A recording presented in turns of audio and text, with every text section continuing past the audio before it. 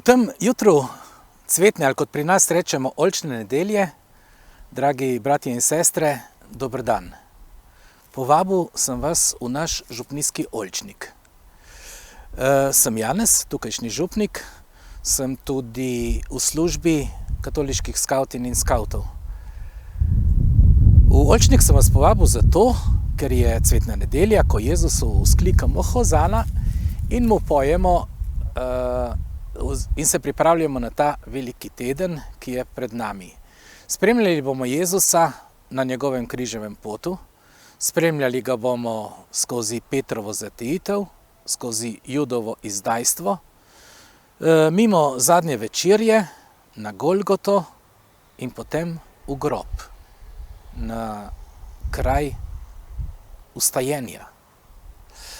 Poglejte, zdaj je čas za čiščenje in obrezovanje oljk. Ta veja, ste videli, se tako visoko bohoti. Oljkarji vemo iz izkušnje, da take veje ne rodijo nič. Samo senco delajo. In celo drevo držijo v senci. Ta veja je neke vrste farizej, ki se ima za nekaj več. In starodavno pravilo, kako se obrezuje oljke, pravi: obreži tako, da bo sonce posijalo v srce od drevesa. Razmišljam o naši župniji, razmišljam o cerkvi, o tej skupnosti vernikov, o skavtih, razmišljam o škandalih, ki jih poslušam, in o krizi vere. Kako to, da to tisočletno drevo, ki se imenuje katoliška cerkev, ne daje več tistih pravih sadov? Biti Jezusov učenec danes zame pomeni ne biti taka bohotna, visoka veja, ampak biti ena vejica spodaj, tista, ki rodi preproste sadove. Ta veja cerkve, ki je taka velika in se divje razrašča, ne pomeni, da moram drevo posekati pri korenini, ampak samo spustiti svetlobo v njeno srce. Kakšno leto pridejo, drugič ne pridejo sadovi na oljki. Tako se zavedamo, da so sadovi vsi, tudi v cerkvi, Gospodov dar, ne naša proizvodnja. Skrbno moram paziti, da bo Božje sonce posijalo v srca vseh dreves, v srca vseh vernikov, da bo takrat, kadar bo dobro leto, to drevo, ta oljka, ki se imenuje cerkev, rodila dober sad. V tem je čar biti Jezusov učenec. Biti kakor tisti osliček, na katerem jaha Jezus danes proti Jeruzalemu. Ni stopil in osedlal konja, ampak jezdi na osličku.